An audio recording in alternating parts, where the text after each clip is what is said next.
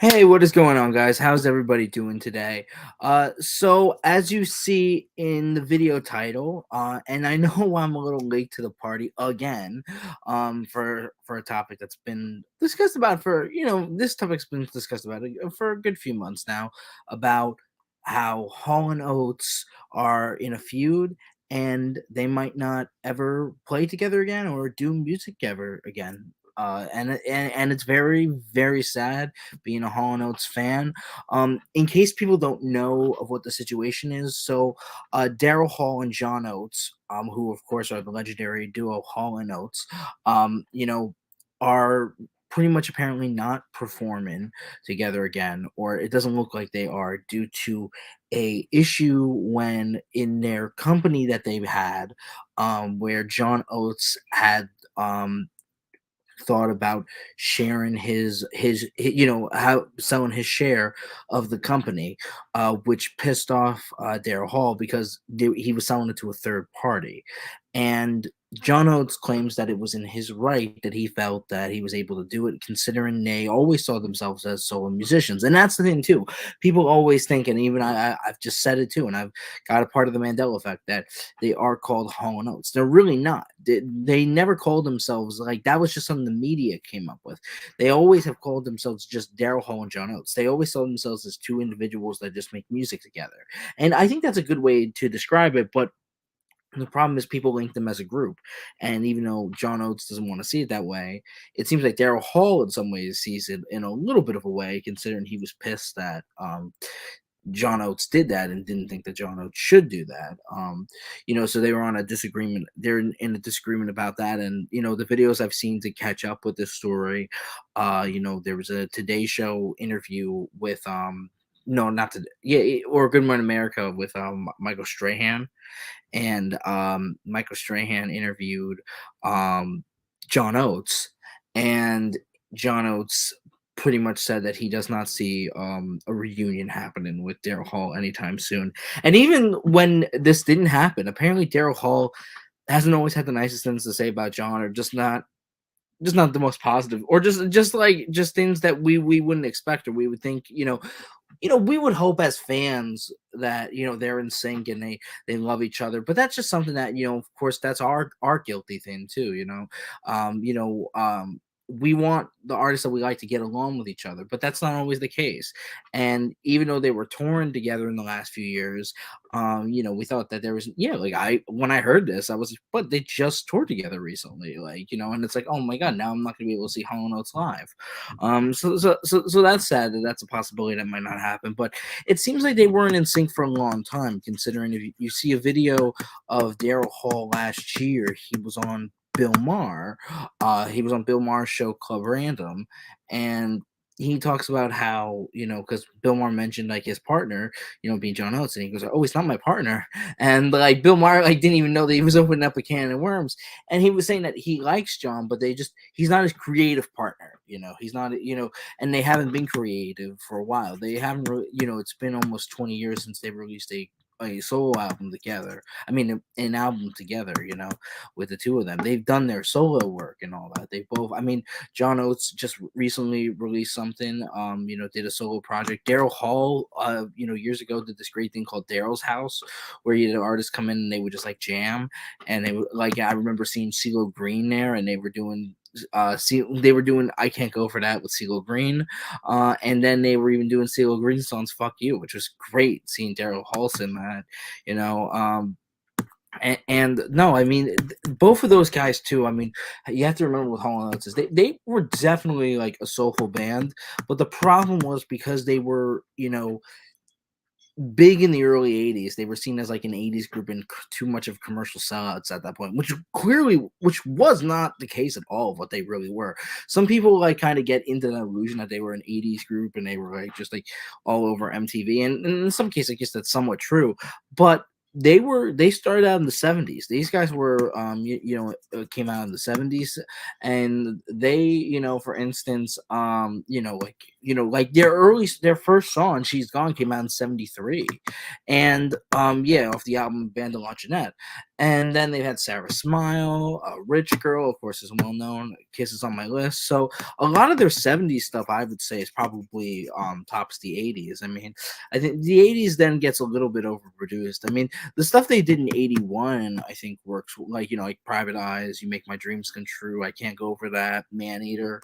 That might be the last good year of their first era, and then they got into their, 80s commercial era with Say It Isn't So and You're Out of Touch, which they aren't bad songs. I mean, include them, like, I have a Hall and Oates playlist, and so I was talking about those songs. Like, this was years ago. I did a video on my podcast of, like, talking about Hall and Oates songs. um so it is sad because I do like Hall and Oates. There's a video of me talking about how Hall and Oates even inspired me creatively writing a script for a music video that I still haven't produced, which eventually maybe I should. That music video maybe one day will come to life. Who knows? But it's just because the song "She's Gone" is probably my favorite of theirs because it has so much imagery in that song, and so much is happening in that song, and it's a simple topic of just about heartbreak and all that, and it's talking about severe stuff of dealing with heartbreak and just realizing that the person that you like is out of your life. There was like a stupid video years ago of them doing that song, and they're just like sitting on a chair depressed, and that's all it is. And then and I'm wondering who the fuck's idea was to do this, because it was so weird. Because then, they're just sitting there for like the whole hour or two, and then all of a sudden the when the line "I paid the devil to replace her," a devil like just like comes into the shot, like runs in, then goes out, and then whenever they come back to the chorus and do that line again, the devil comes back. It was sort of stupid. I was like, who the hell thought of that? And there was like a weird pipe attached to the chair on Daryl's chair. It's like very strange. It's a very strange this video. It's on YouTube. You can probably find it somewhere, but like I don't know. But I will say, and also too, it was interesting how in that interview with Daryl Hall and Bill Maher, Daryl Hall talked about how, if you look at like a lot of like the later Hall and Oates stuff, there was a lot of stuff that Daryl Hall did just like without John Oates, like with Sarah Smile and a few, because they had other writing partners, Sarah Allen. So they had other songwriting partners that sometimes Daryl Hall worked with them and not John Oates. But the one song that really does show the both of them has to be "She's Gone." And a great example of that is not so much the studio version, but the live version. The live version, they are just to like in sync together on it. They both have like these great solo moments in the song, and just like John Oates just sounds way better live on it than he does in the studio. And that was the thing too. They had such an iconic image with John Oates' mustache and Daryl Hall with the blonde hair, and like they just had like this great sound. And it's such a shame that they're no longer together. And I guess my thoughts on it were that, yeah, when you're with a partner for over 50 years, or like your music lasts for about, because they started in 1970, so over 50 years, and you guys are working together, but if you're not in sync, then yeah, there could be problems. And they talked about it, that it seemed like there was always some tension even early on in their partnership, going back to 1975. They said, Daryl Hall said, that they, like, the first few years they were very creative together, but then around 75 is when they drifted apart. So the fact that they were able to stay together as a group, as a duo, um says something, of course. But it seems like that there's a rocky history there, from what is being told, or from what we know about them, that it wasn't always sunshine and roses with them. And Daryl Hall even talked about, like, even like because they recently went on tour together, that usually when they would go on tour, they just they went separately together. They would perform live, and then they would go their separate ways after the show. And that was pretty much it. It's because, like I said, it's sad. Like, we as audience members and fans want, of course, our artists to get along together, but that's not always the case. So, I think this is just a good example of that. I think it's sad that this is happening, later in life for them.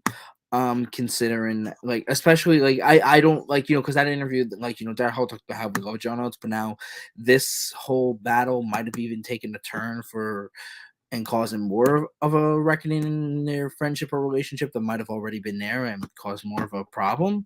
So who knows if they will get back together? I mean, it seems like the chances are unlikely. I mean, John Oates says you have to ask Daryl, but he goes like, it doesn't seem like it's gonna happen. So it seems like Hall and Oates is over. Like I said, it's a sad thing for me. It's a sad thing to realize, but also to remember that there were other groups that were like this and later in life. Been together for a long time, and then they, you know, disband. They had a dispute, like, later in their career and in their 70s, and that's similar to Crosby, Stills, Nash and Young. I mean, they were playing together up until the early 2010s, and then, David Cross said something nasty about Daryl Hannah, who is now Neil Young's wife, and yeah, no, so that caused an issue there, and similar to here, that Hall and Oates, they're having this issue in their early 70s. So you would think that they would at this age be wiser and not want to do that due to just being at the near, I guess, maybe in some ways, just when it comes to old age, of just being near later in your career and later in life. You would think that they would want to make amends, because you don't know what's going to happen. You don't. And but it's like I said, it's sad that it happens. It's hopefully, maybe Hall and Oates will get together back together one day, and I'll see them live. But if not, I wish them the best for, and they've got they are great themselves with their solo stuff. I mean, like they said, they always saw themselves as individuals, so I think that says something too. But yeah, that's pretty much it. That's my thoughts on that. What do you guys think about Hall and Oates maybe not being together anymore? And comment down below and tell me what you think. All right, have a good one, guys. See you guys in the next video, whatever that is. Bye.